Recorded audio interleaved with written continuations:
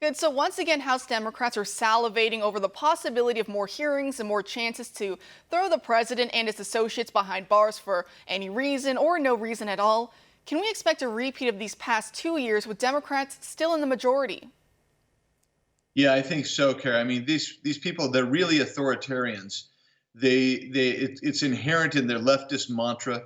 They want to control and have power over the American people exclusively, and that means that they have to go after people like me, people who are conservatives who've supported this president and want freedom. So they're going to do everything they possibly can to prevent us from having that freedom, and that means that they have to attack. And your analogies about what happened before, exactly right. It's okay for them to lie, cheat, steal, commit crimes, but those of us who are trying to follow the law, if we don't adhere and agree with them, they're coming after us for sure.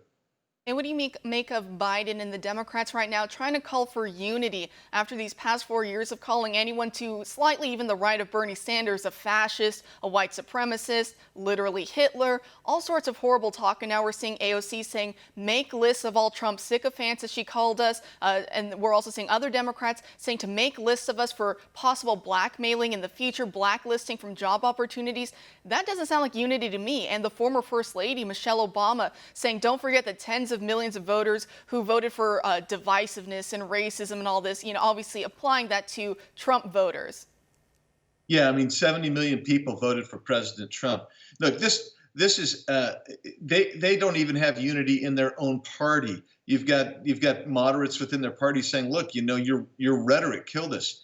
This type of rhetoric is what's going to further divide the country, number one, and number two, it's what's going to bring Republicans back to power in 2022 and 2024, because they hate people who love America and love freedom. And so this is nothing more than a Bolshevik-style revolution for the former USSR. And we have got to just stand up true and strong and courageously. And it's a wonderful time to be alive because we get to stand up for freedom.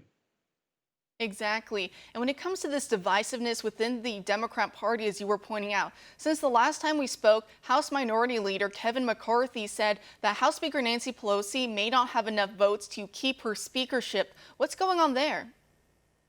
Well, what happened is she let the party drift so far to the left, and she kind of manifested some hard left tendencies as well. And that meant that they lost seats. They thought that they were going to gain 10 or 15 seats. Instead, they're going to lose 10 or 15 seats to the Republicans. Their majority is going to narrow, and they're going to blame it on Pelosi, when in reality, the real culprits are all the super hard left people like AOC, Tlaib, that put things out like, hey, let's defund the police. Hey, let's do a Green New Deal. Hey, let's raise taxes $4 trillion. When you start doing that, then more moderate Democrats in swing districts lost their seats because they got attached to that. And I think Pelosi's going to have a hard time holding on to her seat. And I'm still very optimistic that President Trump can also hold on to his seat. We know he has a long legal challenges ahead of him, a long road there. However, I am still very optimistic. However, I'm seeing some Republicans are saying that if in the end that Biden does clinch this election, that President Trump on his way out should just start declassifying everything, especially when it comes to Russia and Obamagate. What are your thoughts there? Yeah, I've been urging the president for over a year to declassify everything from the Ukraine intervention in our 2016 election to Russian intervention and collusion allegations, where we know that well, I don't want to get beyond my classification, but let me just tell you that there's evidence out there that'll be very damning to the Democrats, and the Chinese intervention as well, the Iran deals. Yes, we should be declassifying as much as we possibly can, and when that happens, you're going to see that the bureaucratic state and the corruption the very highest levels of our intelligence and police apparatus. And I think the president wants to declassify these things, but he's been fighting that swampy deep state this whole time.